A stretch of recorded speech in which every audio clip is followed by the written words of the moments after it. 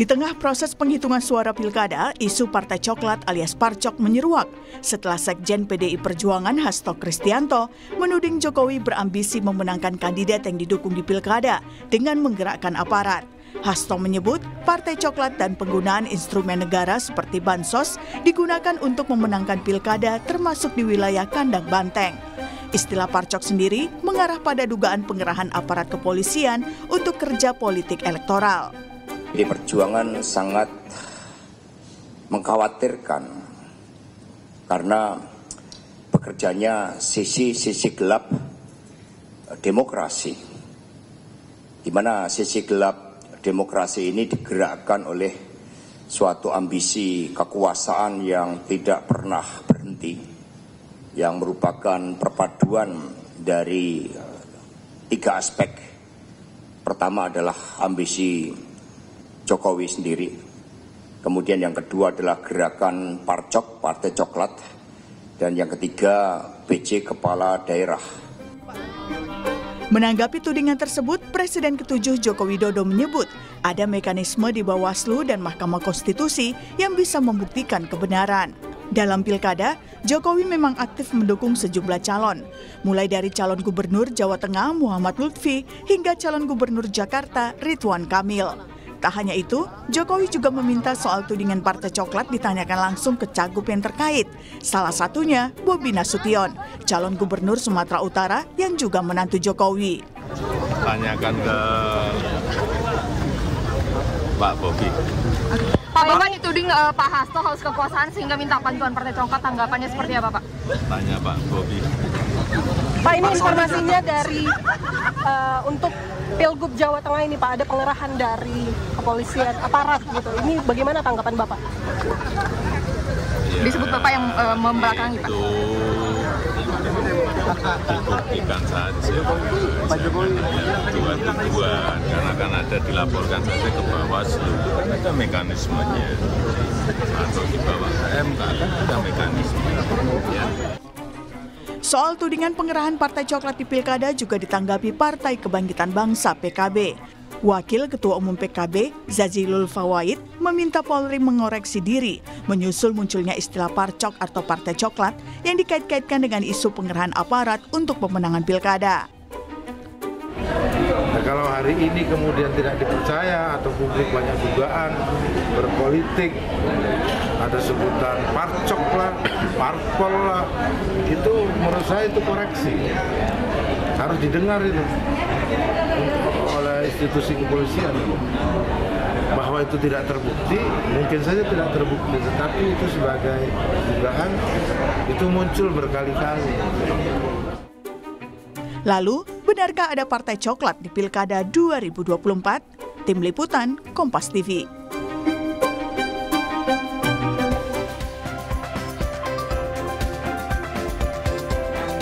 Saudara, PDI Perjuangan menuding ada dugaan Partai Coklat alias Parcok di Pilkada 2024 yang menyeruak di tengah proses penghitungan suara oleh KPU. Istilah Partai Coklat sendiri menurut PDI Perjuangan, lagi-lagi saya harus menyebut menurut PDI Perjuangan adalah diduga pengerahan aparat kepolisian untuk kerja politik elektoral. Benarkah Partai Coklat memainkan peran demi kemenangan salah satu paslon di Pilkada menurut PDI Perjuangan? Kami akan bahas soal ini bersama dengan sejumlah narasumber yang sudah hadir melalui sambungan Zoom. Sudah ada Sekjen Pro Jokowi atau Projo Handoko yang nanti akan bergabung menyusul. Tapi di studio kita sudah punya narasumber, ada pengamat kepolisian dari Institute for Security and Strategic Studies atau ISES, Mas Bambang Rukminto. Selamat pagi Mas Bambang Rukminto. Pagi. Kemudian juga ada Direktur Eksekutif Trias Politika Strategis, sudah ada Mas Agung Baskoro. Selamat pagi Mas Agung. Pagi Mbak Disti. Ya, dan kita terus masih menghubungi dari PDI Perjuangan, tapi sampai saat ini kita masih terus menghubungi PDI Perjuangan yang sampai saat ini belum bisa dihubungi begitu ya untuk membahas bagaimana tudingan dari PDI Perjuangan soal Partai Coklat atau Parcok ini. Tapi kita ada dengan Sekjen Pro Jokowi, Mas Handoko, melalui sambungan Zoom sudah ada Mas Handoko. Selamat pagi Mas Handoko. Selamat pagi Mbak, selamat pagi semuanya. Ya, ini ramai sekali begitu ya ketika PDI Perjuangan kemudian mengutarakan atau menyebut adanya dugaan, lagi-lagi ada dugaan soal Partai Coklat di Pilkada 2024 yang kemudian juga disebutkan Pak Jokowi ini dikatakan ada dugaan keterlibatan, lagi-lagi saya mengatakan ini dari PDI Perjuangan. Nah, kalau dari Projo sendiri meresponnya ini seperti apa? Ya, terima kasih, selamat pagi semuanya. Jadi ini kan muncul mungkin ya tuduhan mungkin lebih tepatnya ya, karena hasil dari pilkada di Jawa Tengah terutama itu yang kemudian kan tuduhan mengarah ke Pak Jokowi, kemudian dengan memobilisasi aparat segala macam yang kemudian muncullah istilah Partai Coklat itu. Jadi nampak sekali kalau bagi saya ini sebuah penyikapan atas kekalahan yang kemudian dengan mencari kambing hitam begitu.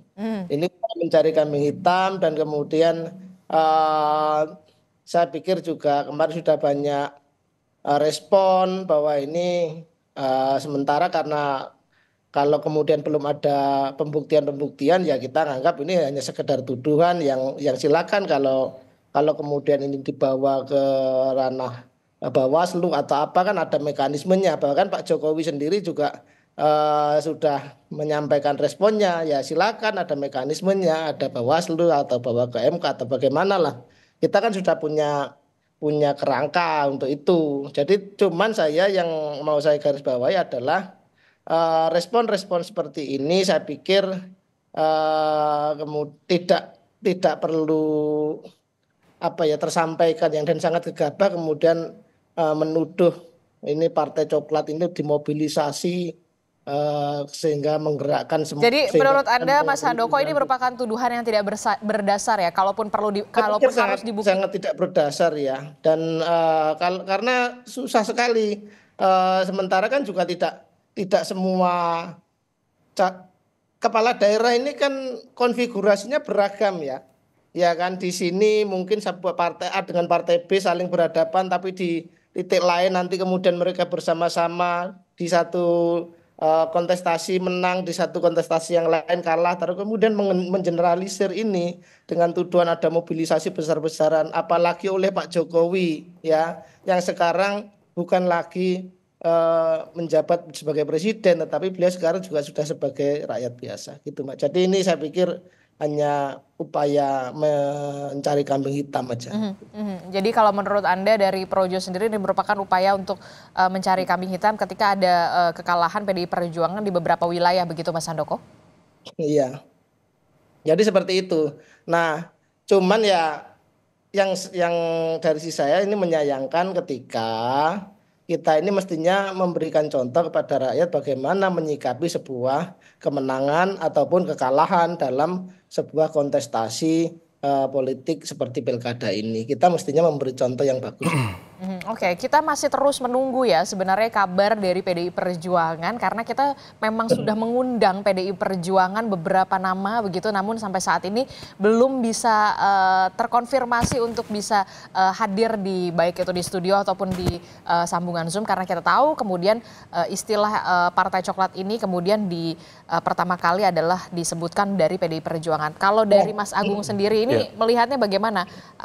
Kalau dari Projo sendiri ini merupakan tadi dikatakan ya mencari kambing hitam lah semacam itu istilahnya begitu. Nah kalau dari sisi politiknya sendiri bagaimana Mas Agung melihat? Ya pilkada ini kan sebenarnya uji magnet figur ya. Jadi personal paslon yang dituntut untuk lebih baik rekam jejaknya, visi misinya, program kerjanya, bahkan ketika di masa kampanye dia harus punya banyak inovasi agar para pemilih tertarik untuk memilih kandidat yang bersangkutan. Nah ketika ada arahan ini ada kaitannya ya, ada parcok ya, maka saya melihat secara institusional bahwa setiap paslon itu kan didukung oleh koalisi besar.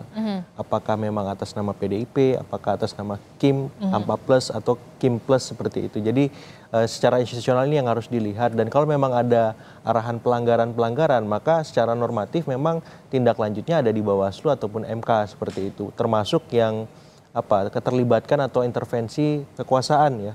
baik yang sifatnya langsung ataupun tidak. Apakah memang nanti ketika ditemukan pelanggaran-pelanggaran itu, maka ya otomatis Bawaslu atau MK bertindak. Tapi ini lagi-lagi harus ada inisiatif dari paslon yang bertanding. Cuman kan problemnya kemudian PDIP sebagai institusi kemudian menarik ini menjadi masalah PDIP dengan pemerintah yang memimpin hari ini seperti itu. Jadi saya kira ini perlu dibuktikan, perlu ditindaklanjuti agar tidak menjadi isu yang liar. Jadi bola liar begitu ya, Kak? Persis. Karena kalau misalkan hanya sebatas statement, karena itu statement yang panjang ya, 37 menit saya lihat berulang kali. Dan memang ada beberapa nama yang disebut cukup sensitif yang disebut, ada dari Kapolri, ada dari ex-presiden kita Pak Jokowi, seperti itu. Dan para pihak lain yang terkait secara langsung ataupun tidak. Tapi di luar itu semua saya menganggap ini masukan dari PDIP. Alarm ini penting juga kita nyalakan untuk memastikan apa check and balances itu bekerja. Dan saya kira dengan posisi semacam ini dalam artian sesungguhnya PDIP ingin mengafirmasi bahwa dia berada di luar pemerintahan dan dia siap untuk mengawasi seluruh jalannya pemerintahan baik di nasional maupun di pilkada maupun di ranah-ranah yang lain. Jadi justru kalau Anda melihatnya ini sinyal mempertegas kemudian PDI Perjuangan positioningnya ada di luar pemerintahan. Persis. Dan ini kan keras sekali sebenarnya statementnya, arahannya, alarmnya gitu. Dan saya kira ini harus ditindaklanjuti dengan arahan-arahan yang lebih konstruktif gitu. Jadi di saat yang sama PDIP kita tunggu statement lanjutannya, pembuktiannya. Tapi di saat yang sama kita sebagai masyarakat harus bersyukur PDIP memilih jalan di luar pemerintahan untuk memastikan demokrasi kita berjalan pada tempatnya seperti itu. Oke, kalau dari Mas Bambang Rukminto sendiri melihatnya bagaimana dengan adanya statement dari PDI Perjuangan ini yang kemudian ada istilah parcok dalam tanda kutip yang lagi-lagi itu statementnya dari PDI Perjuangan. Ya, kita memang sangat sedih sekali ya ada istilah parcok ya. Ini tentu akan mendegradasi moral dari kawan-kawan di kepolisian yang memiliki semangat idealisme gitu, seperti itu. Bahwa ada indikasi terkait oknum-oknum dalam tanda kutip yang digerakkan untuk memenangkan paslon itu memang dirasakan di masyarakat gitu loh. Ada upaya secara dalam tanda kutip terstruktur ya, karena ada kalau kita melihat di beberapa daerah ada pemanggilan kepala desa oleh kepolisian untuk memenangkan calon yang seperti kemarin saya dengar seperti itu. Tetapi ini masih belum tersampaikan ke Gakumdu gitu loh. Ini yang menjadi sedikit penyesalan kita ya, kenapa tidak segera dilaporkan ke Gakumdu. Tetapi ini problemnya kan bukan hanya sekedar normatif prosedural, tapi lebih substansial.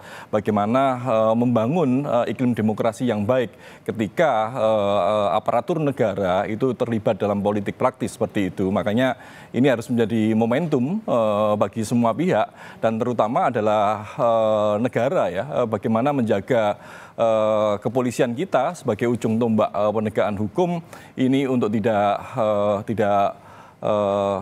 berpihak pada salah satu paslon. Karena kalau kita melihat memang dalam kontestasi pilkada kemarin ada beberapa calon yang dari kawan-kawan kepolisian atau mantan kepolisian atau keluarga besar kepolisian seperti itu. Makanya memang ini bukan sekedar upaya normatif prosedural saja, tetapi lebih substansif bagaimana menjaga kepolisian kita agar ke depan lebih bagus, lebih objektif dan lebih netral, bukan hanya sekedar omon-omon, sekedar seremonial saja untuk tanda tangan bersalaman dengan fakta integritas dan sebagainya seperti itu, tapi lebih substansial untuk menjaga jarak terhadap kepentingan politik praktis, politik kekuasaan seperti itu. Jangan hanya sebatas kemudian hanya seremonial begitu fakta integritas bahwa memang harus netral dan segala macam begitu. Tapi kemudian kita tahu kalau memang ini bisa menjadi upaya korektif juga nggak dari pihak kepolisian untuk bisa dalam tanda kutip bersih-bersih di internalnya? Ya, kalau saya melihat upaya perselingkuhan, ya saya melihat seperti itu. Perselingkuhan polisi dengan politisi ini sudah berjalan pasca reformasi. Di Orde Baru perselingkuhan aparat ABRI dengan kekuasaan juga sudah kental. Makanya ini diulang lagi di pasca reformasi memang kalau saya melihat sejak 2004 pun ada upaya-upaya ke arah sana, tetapi 2019 sampai 2024 ini semakin masif dan semakin vulgar seperti itu. Makanya ini kan harus ada tanggung jawab negara ya untuk menjaga menjaga netralitas aparatur negara seperti itu. Jangan sampai Bayangkara kita ini sebagai Bayangkara negara menjadi Bayangkara penguasa. Saya melihat seperti itu. Dan inilah kalaupun ini sudah ada, kalaupun PDI perjuangkan dengan mengeluarkan statement seperti itu, memang sudah harus ada jalurnya begitu ya, bisa ke MK atau ke Bawaslu begitu? Ya, menurut Mas Agung? Harusnya inisiatif paslon langsung ya kalau harusnya inisiatif paslon ya, ketika memang ada dugaan gejala-gejala anomali politik di lapangan yang sifatnya tadi ya terstruktur, sistematis dan masif, karena kan contohnya udah disampaikan tuh, ada di Banten, Jawa Tengah, Jawa Timur, kemudian di Sultra, terus juga ada di Sumatera Utara. Ada 5 provinsi strategis yang itu ditemukan anomali dari press conference yang dilakukan oleh PDIP seperti itu. Sehingga memang itu harus menjadi inisiatif paslon. Misalkan di Bawaslu itu mestinya cepat dilakukan sehingga bisa di-endorse pemungutan suara ulang misalkan. Nanti dalam kaitannya sengketa proses. Kemudian kalau misalkan tidak bisa di follow up di Bawaslu, naik ke MK. Kita ngomong sengketa hasil. Apakah ada memang gejala-gejala secara terstruktur, sistematis dan masif pelanggaran-pelanggaran yang terjadi? Nah, saya kira di titik itu, di fase sekarang ini, paslon-paslon yang disebutkan tadi daerahnya, 5 daerah strategis itu, saat ini harus segera mengumpulkan saksi-saksi, bukti-bukti yang kokoh, yang kuat, yang solid, supaya apa? Klaim PDIP tadi memang ada ujungnya.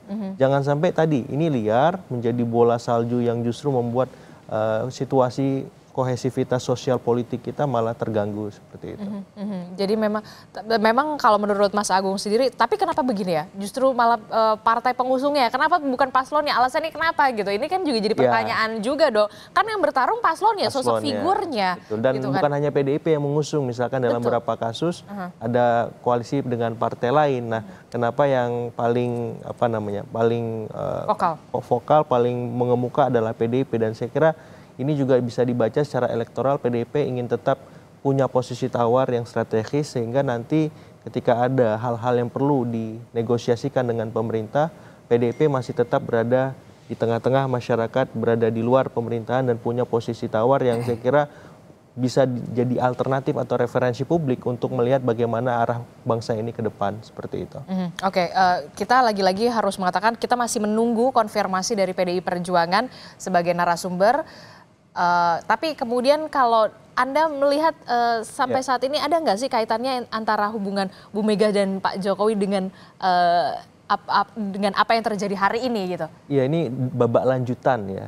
Jadi, jadi masih berlanjut menurut Anda? Iya, dan belum selesai, jauh dari kata selesai. Ketika kita bahas Pileg, kemudian Pilpres, sekarang Pilkada yang bobotnya sama dengan Pilpres, katakan semacam itu bila kita masukkan Jakarta di sana, Pilkada Jawa Tengah seperti itu. Karena ini adu gengsi di situ, adu mesin politik, adu mesin tokoh juga. Ada banyak yang diadu, ada banyak yang diuji.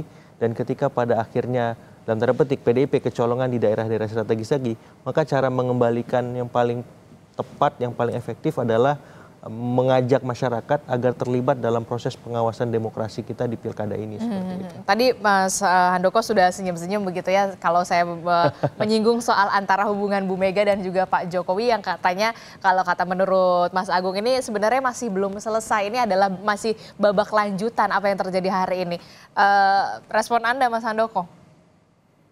Ya, saya sih kalau soal itu tidak banyak berkomentar ya, tapi saya ingin balik, itu kan terjemahan ya, bacaan orang bagaimana, kan juga itu semuanya, oh ini analisisnya karena pertarungan Pak Jokowi dengan Bu Mega segala macam, silakan lah. Tetapi saya begini, saya mau balik lagi ke topik ya, saya pikir semua itu setuju, kita semua setuju bahwa negara ini, demokrasi di negeri ini pengen dibangun dengan cara-cara yang baik, dengan situasi yang baik. Maka saya setuju tadi misalnya dengan bahasa bagaimana kita meningkatkan partisipasi publik, ya kan, bagaimana kemudian kontrol terhadap aparat atau siapapun yang punya peluang untuk melakukan kecurangan atau intervensi dalam pemilihan kepala daerah ataupun pemilu yang lain itu bisa terjadi. Jadi saya pikir cuman ini memang perlu penjelasan lebih lanjut dari kawan-kawan yang melontarkan tuduhan soal parcok ini. Ya kita kan nggak bisa ngomong kemana-mana ini begitu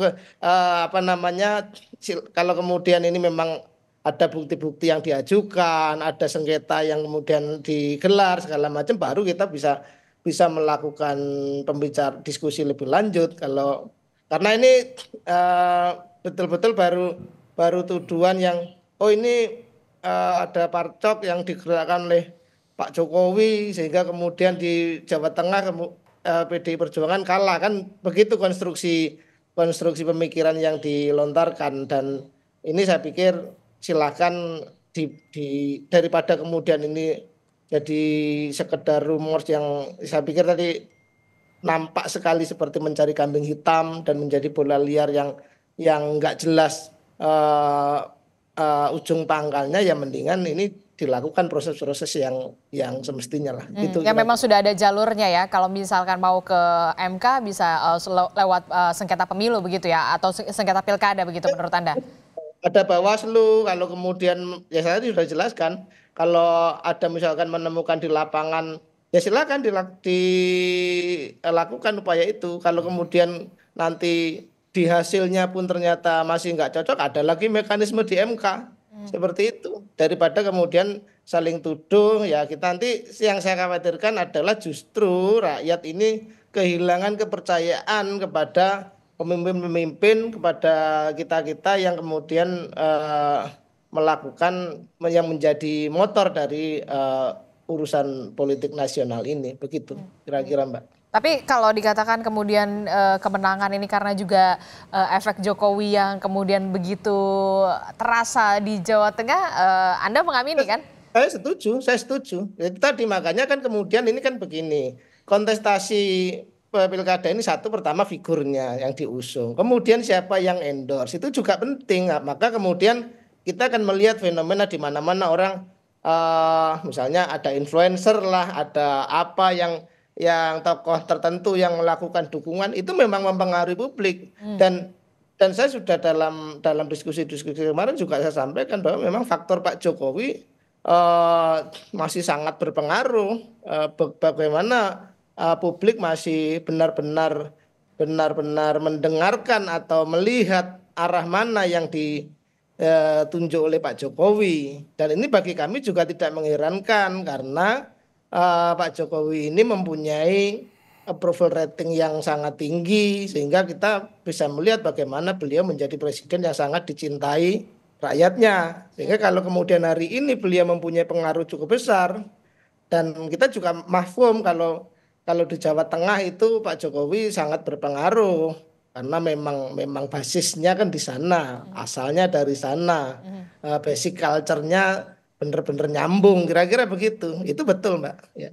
Oke, kalau yang tadi soal efek Jokowi ini memang kemudian diamini oleh Projo sendiri punya efek yang kemudian signifikan sekali begitu. Di berbeda konteks dengan partai coklat yang parcok yang disebutkan oleh PDI Perjuangan.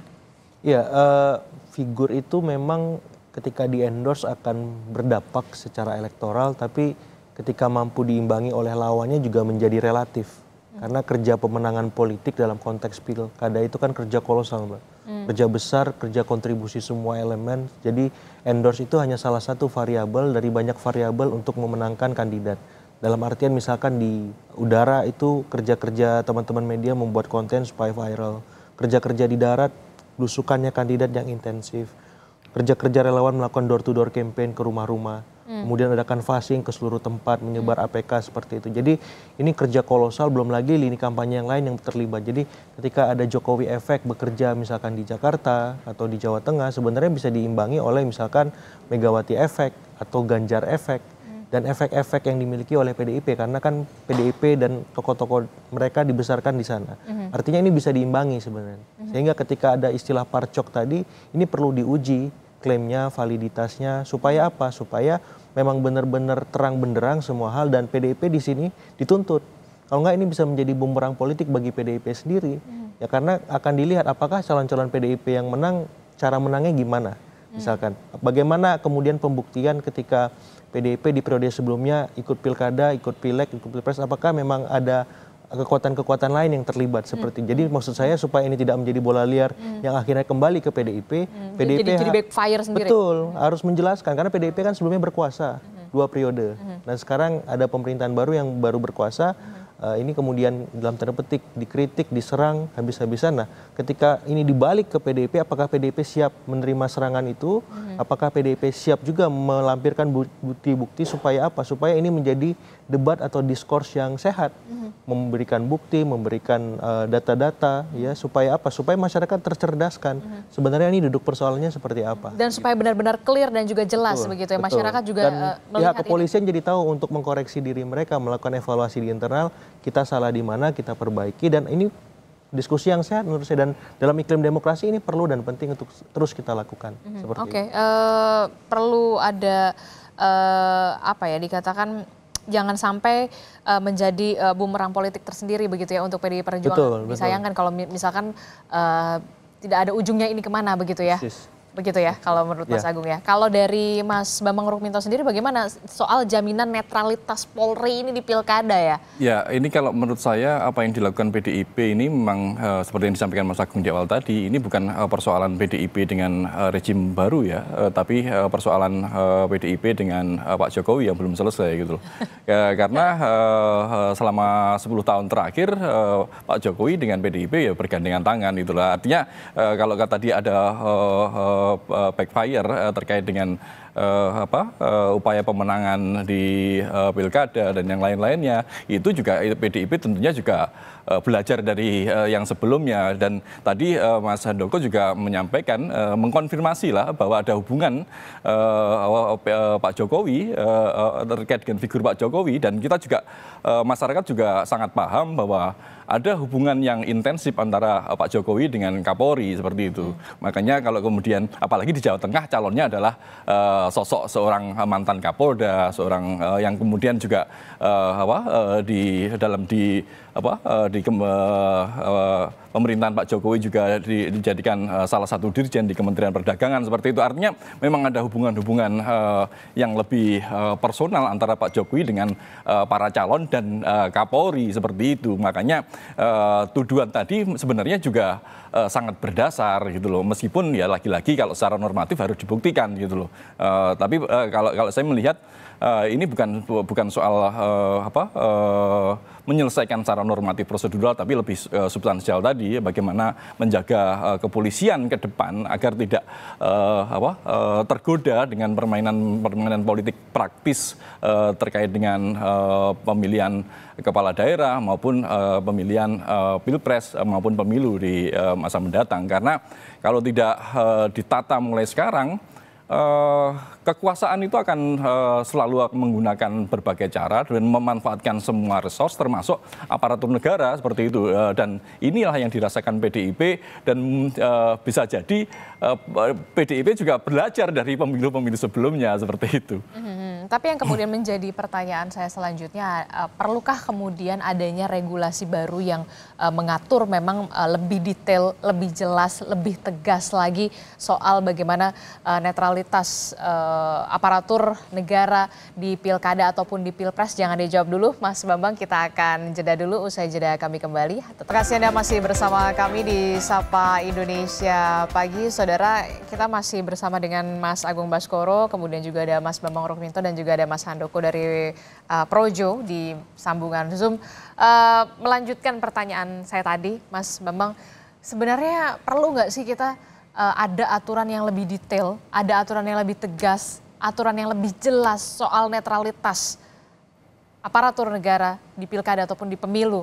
Kalau aturan lebih tegas perlu ya, meskipun saat ini sebenarnya aturan standar itu sudah ada. Sebenarnya aturannya sudah jelas. Ada. Gitu. Tab 7 MPR tahun 2000 pasal 10 dan kemudian Undang-Undang 2 tahun 2002 terkait dengan tentang kepolisian negara pasal 28 jelas untuk terkait dengan netralitas ini seperti itu. Cuma problemnya kan siapa sih yang bisa melakukan pengawasan secara intensif pada kepolisian kita gitu loh. Karena selama ini saya melihat ada perselingkuhan, istilah saya itu tadi, perselingkuhan antara polisi dengan politisi gitu loh. Ketika polisi ini digoda-goda main dalam ranah politik oleh politisi seperti itu. Makanya kalau kemudian apa dampak dari perselingkuhan itu, tentu masyarakat yang akan dirugikan gitu loh, terkait dengan ketidakpastian hukum, terus kemudian kepolisian akan membela kepentingan politik lah. Ini tentu tidak sehat dalam iklim demokrasi kita gitu loh. Makanya kalau ke depan memang harus ada aturan yang lebih tegas, itu sangat diperlukan. Dan yang lebih penting lagi bagaimana memastikan bahwa aturan itu dilaksanakan, karena kalau aturan yang standar saja dilaksanakan, apakah dengan kalau kemudian muncul aturan baru dilaksanakan, siapa yang menjadi pengawas dari netralitas untuk memastikan netralitas kepolisian ini? Sampai sekarang tidak ada seperti itu. Jadi menurut Anda perlu ada pengawasan yang lebih di atas begitu atau benar Mendagri atau semacamnya? Ya, kalau menurut TAP MPR terkait dengan lembaga pengawas misalnya, kan ada di dalam TAP MPR ada terkait pembentukan lembaga kepolisian nasional yang kemudian diterjemahkan menjadi Kompolnas saat ini. Kompolnas saat ini masih etalase saja, hanya alat legitimasi dari pelaksanaan tugas-tugas kepolisian, tapi belum memiliki kewenangan yang penuh untuk melakukan kontrol dan pengawasan kepada kepolisian gitu. Karena turunan dari TAP MPR tadi adalah Undang-Undang 2 tahun 2002. Kompolnas hanya menjadi salah satu bagian saja. Akhirnya apa? Ya, Kompolnas menjadi subordinasi dari kepolisian. Bagaimana lembaga subordinasi kepolisian melakukan pengawasan kepada kepolisian seperti itu. Jadi memang revisi undang-undang kepolisian itu sangat penting. Dan yang lebih penting dalam revisi itu nanti adalah bagaimana membangun kontrol dan pengawasan yang lebih kuat terkait terhadap kepolisian. Kalau tidak, ya perselingkuhan polisi dengan politisi itu akan terus terjadi, dan ini membahayakan negara kita. Jadi menurut Anda perlu tetap ada revisi soal aturan ini, yang kemudian yang lebih mengatur lebih tegas dan juga lebih komprehensif soal ini. Harus ada pertanggungjawaban lah, upaya untuk pertanggungjawaban terkait dengan pelaksanaan pengamanan pemilu. Kalau saya melihat sekarang ini kalau kita melihat kondisi sekarang, bagaimana pemilu ini, ya semuanya aman-aman saja. Tetapi kan secara substansi ada problematika yang harus kita bedah di situ. Ada ketidaknetralan aparat di situ. Kalau sekedar aman, ya masyarakat di sini sangat toleran kok gitu. Makanya ketika nyaris tidak ada kerusuhan, seperti itu. Oke, lagi-lagi saya harus mengatakan kami masih terus menghubungi dari PDI Perjuangan, tapi sampai saat ini juga masih belum ada konfirmasi dan juga dari PDI Perjuangan. Saya ke Mas Agung. Mas Agung, kalau dari segi politik dampaknya ini akan seperti apa nih 5 tahun depan, khususnya untuk kepala daerah ya? Kalau dengan adanya kayak gini-gini. Saya menyambung tadi, sebenarnya PDIP ini kan punya banyak anggota DPR RI di beragam komisi ya. Ini bisa saja nanti ditindaklanjuti dengan memanggil ya para pihak terkait yang disebutkan dalam statement mereka di press conference kemarin.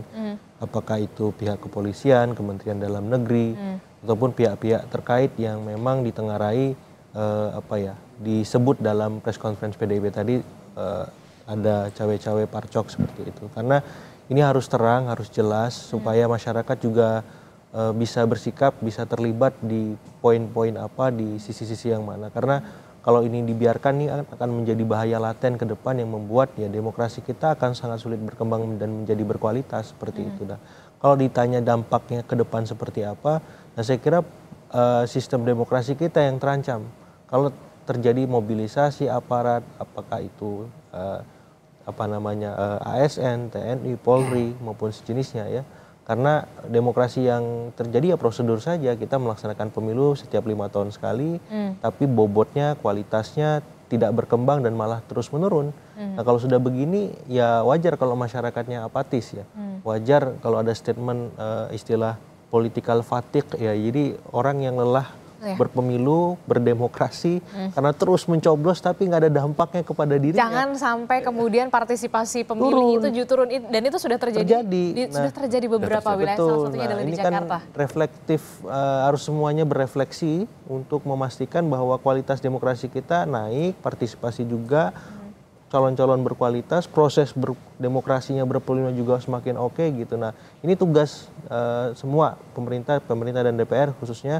Kemudian bagaimana bisa ya dalam tanda petik merevisi paket undang-undang politik itu, mulai dari aturan mainnya, bagaimana proses mainnya, kemudian ketika ada pelanggaran, sengketa dan seterusnya. Jadi semua pihak yang terlibat itu merasa diakomodir, dan ini penting dilakukan sekarang. Kenapa? Karena pemilihan sudah digelar, tidak ada kepentingan yang mengemuka di sini, sehingga pembahasan undang-undangnya diharapkan bisa lebih objektif, lebih proporsional dan profesional seperti itu. Jangan sampai tadi benar, jangan sampai kemudian publik merasa lelah dan partisipasi pemilih semakin menurun. Itulah yang kemudian jangan sampai ya mau milih atau enggak jadi sama aja gitu, gini-gini aja gitu, nggak ada perubahan, iya kan? Persis. Oke.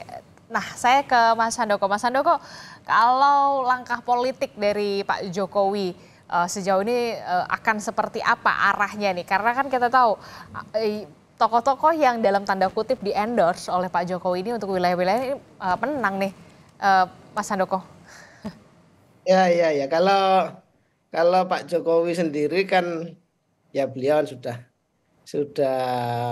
selesai ya, sekarang sudah tidak bertugas lagi, artinya secara formal tentu bagi Pak Jokowi sudah tidak ada lagi yang akan diraih berikutnya kan begitu kan. Makanya kalau kemudian kita ngomong Pak Jokowi ke depan, kita belum bisa bicara lah hari ini saya pikir. Cuman memang kemarin kalau dalam kontestasi pilkada kita melihat bagaimana Pak Jokowi juga mendukung calon-calon kepala daerah, dan saya pikir itu hal yang wajar saja karena posisi beliau sudah bukan lagi sebagai presiden, dan juga beliau mempunyai pengaruh yang cukup signifikan ke berbagai kalangan di Republik ini, di masyarakat juga sangat diterima, sehingga memang mempengaruhi preferensi pilihan politik dari masyarakat. Tapi kalau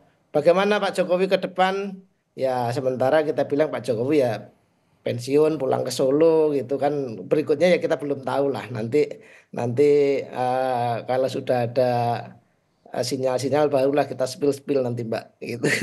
Kira-kira seperti itu, kita belum bicara, masih terlalu pagi untuk masih bicara. terlalu pagi ya, apalagi kalau untuk membahas 2029 kalau misalkan nanti Projo jadi partai atau gimana gitu kan, kita nggak pernah tahu gimana Mas Handoko, sudah ada ke arah sana. Ya kami ini gini Mbak, kalau soal Projo ini kan dari awal lahirnya ya kan sampai sekarang itu faktor utamanya adalah Pak Jokowi, ya kan. Tentu kami akan bicara dulu bagaimana transformasi Projo ke depan, karena bagaimanapun Projo yang hari ini tentu adalah hasil dari transformasi dari proses yang dulu di 2013 kita ngumpul bentuk kelompok relawan, terus kemudian jadi ormas, kita mengembangkan struktur sampai ke seluruh daerah. Nah, setelah sekarang Pak Jokowi tidak lagi jadi presiden dan kemudian konfigurasi politik hari ini seperti ini, bagaimana transformasi Projo berikutnya? Tentu ini lagi kita pikirkan juga, dan yang terutama adalah kami pasti juga akan sangat mendengarkan apa nanti yang akan menjadi arahan Pak Jokowi bagi kami. Tapi ini kami belum sampai ke situ karena ya pilkada belum selesai, ya kan. Di DKI masih ada PR, ya kan. Nanti kalau masih ada putaran kedua, kita masih ada urusan lagi soal pilkada, ya kan, DKI Jakarta. Nanti baru setelah itu Mbak kita akan melakukan diskusi-diskusi soal itu. Tapi kalau Mas Agung ngelihatnya gimana? Ada kemungkinan peluang bertransformasi pro Jokowi ini ke arah yang lebih real begitu untuk 2029, karena kita tahu kemarin saja pas pilkada endorsan dalam tanda kutip dari Pak Jokowi ini dalam tanda kutip bisa dikatakan sukses juga. Ya kalau saya telusuri, ini kan Mas Gibran anaknya Pak Jokowi yang pertama jadi wakil presiden. Anaknya yang kedua Mas Kaisang jadi ketua umum PSI. Menantunya jadi gubernur Sumatera Utara. Kalau memang tidak ada sengketa hasil ataupun sengketa proses yang signifikan. Jadi dari keluarganya aja, Pak Jokowi adalah presiden. Ini bobot politiknya besar sekali. Ya, jadi kalau misalkan, Mas Handoko udah senyum-senyum itu. Jadi kalau misalkan 2029 Projo bertransformasi menjadi partai. Itu mungkin saja. Dan punya bobot peluang ataupun insentif elektoral yang besar itu sangat mungkin. Menurut saya, apalagi dekat dengan presiden hari ini Pak Prabowo ya. Dan ini berkelindan satu sama lain. Itu sangat eksponensial politiknya ya Mas Handoko ya. Mas Handoko yang bisa cerita nanti. Jadi kalau menurut saya peluangnya sangat besar, sangat mungkin karena semua yang diinjeksi Pak Jokowi ya di nasional, di level lokal, di tempat-tempat yang lain ya yang memang di-endorse beliau kemarin kalau saya nggak salah ada hampir 80-an kepala daerah yang sowan ke Solo yang foto-foto bareng Pak Jokowi itu 80, itu seperberapa dari 545 pilkada, itu kan luar biasa seperti itu. Jadi saya kira potensinya ada dan besar, dan kita lihat nanti bagaimana arah gerak Mas Handoko, maksudnya Pak Jokowi, seperti itu. Nanti ya kita akan lihat ya transformasinya akan seperti apa, tapi paling nggak kalau kata Mas Handoko kita kelarin dulu lah pilkadanya ya, habis itu kita berpikirkan nanti belakangan. Jakarta ini. Gimana Mas Handoko? Masih ada urusan pilkada Jakarta ini. Oke, saya ke Mas Bambang. Mas Bambang, ini kan kalau kita lihat ya, ada usulan juga dari PDI Perjuangan untuk menetapkan institusi Polri ini di bawah Kemendagri ataupun TNI. Nah, kalau dari ISE sendiri, meresponnya terakhir gimana? Ya, kalau terkait kembali di bawah TNI itu kemunduran ya, jauh lah dari amanat reformasi 98. Kalau terkait dengan wacana di bawah kementerian itu sudah seringkali diwacanakan gitu, dan di beberapa negara memang kepolisian berada di bawah kementerian seperti itu. Ya ini tinggal pilihan-pilihan politik ya, seperti itu. Tapi kalau kita melihat secara normatif lagi-lagi ada TAP MPR tadi, ada undang-undang yang seharusnya memang harus ada revisi undang-undang kepolisian, itu salah satunya penguatan lembaga kepolisian nasional. Entah nanti bentuknya tetap Kompolnas atau Dewan Kepolisian Nasional, yang sehingga problem di kepolisian itu kan sangat banyak, bukan hanya persoalan perselingkuhan tadi kan, tetapi juga problem-problem internal seperti itu. Karena terkait dengan dengan politisasi sekarang ini pun di internal kepolisian juga ada tarik ulur, ada kelompok yang pro status quo, ada yang kelompok progresif seperti itu ada gitu. Tapi kan permasalahannya lagi-lagi kan ketika yang atas ini dekat dengan kekuasaan, ya yang pro status quo dekat dengan kekuasaan, yang progresif ya akan tersisih seperti itu. Tapi kalau ada undang-undang yang lebih kuat ya, ini tentu juga harus memberikan wadah bagi mereka yang progresif ini untuk menyalurkan aspirasinya seperti itu, ada perlindungan. Makanya kalau kita melihat problem di kepolisian kan sangat kompleks sekali. Kalau kita melihat kemarin ada kasus di Solo, kemudian kasus di Semarang, di Sumatera Barat, kan banyak sekali seperti itu. Dan ini yang harus juga menjadi bahan evaluasi kita bersama, bagaimana melindungi kawan-kawan di kepolisian seperti itu. Itu jadi sehingga lagi-lagi kalau secara normatif penguatan lembaga kepolisian nasional itulah yang harus dilakukan, yang bisa dilakukan secara cepat. Kalau di bawah kementerian ya sebagai wacana bolehlah seperti itu. Kalau di bawah TNI ya semua orang pasti nolak lah. Kita sudah berjuang berdarah-darah atau 98 untuk mencabut fungsi ABRI, untuk memisahkan TNI Polri, terus kalau sekarang dikembalikan ke sana ya jelas semuanya tidak setuju lah seperti itu. Terakhir Mas Agung soal ini. Ya, saya kira yang paling penting menunggu sikap PDIP untuk menindaklanjuti statementnya secara prosedur ya. Apakah di DPR nanti lewat pemanggilan tadi, apakah nanti paslon-paslon yang diusung PDIP memfollow up di Bawaslu ataupun MK seperti itu. Nah yang kedua memang perlu ada penguatan tadi ya, Kompolnas ya Mas ya, supaya peran dan fungsinya lebih kuat, lebih strategis karena kita ingin melindungi polisi. Kewenangannya juga harus jelas. Jelas, kita ingin melindungi polisi supaya makin bisa mengayomi, melindungi masyarakat dengan prinsip tribata itu satu karya, sehingga fungsi-fungsi kepolisian semakin optimal, fungsi-fungsi kepolisian menjaga demokrasi semakin kuat seperti itu. Oke, terakhir berarti belum ada transformasi ya kalau untuk pilkada ini ya, kalau untuk Projo ya. Kami ingin pastikan lagi nih Mas Handoko. Ya, atau kemudian kami tentu mendukung apapun semua upaya untuk memperkuat demokrasi kita, karena kita ini kelompok yang sangat meyakini bahwa demokrasi ini sudah pilihan kita, sehingga harus kuat dan akan memberi dampak pada kesejahteraan dan kemajuan bangsa. Tetapi saya juga ingin sampaikan bahwa marilah kita ini melakukan penyikapan yang baik terhadap semua proses pilkada ataupun pemilu yang terjadi, dan tidak kemudian sekedar asal kemudian kita melontarkan tuduhan yang kemudian jadi bola liar, dan ini justru saya pikir berkontribusi negatif bagi pembangunan demokrasi itu sendiri. Itu Mbak. Oke, padahal kita tetap menunggu dari tadi, begitu ya, dari segmen awal kita dialog sampai akhir hari ini, kemudian PDI Perjuangan kita sudah undang beberapa nama, tapi kemudian sampai saat ini belum ada yang bisa hadir di dialog kita pagi ini. Tapi tidak apa-apa, terima kasih Mas Handoko, Mas Agung, Mas Bambang Rukminto, terima kasih telah bergabung bersama kami di Sapa Indonesia Pagi. Saudara, terima kasih Bapak-Bapak, sehat selalu. Terima kasih. Saudara, informasi penting dan juga menarik lainnya masih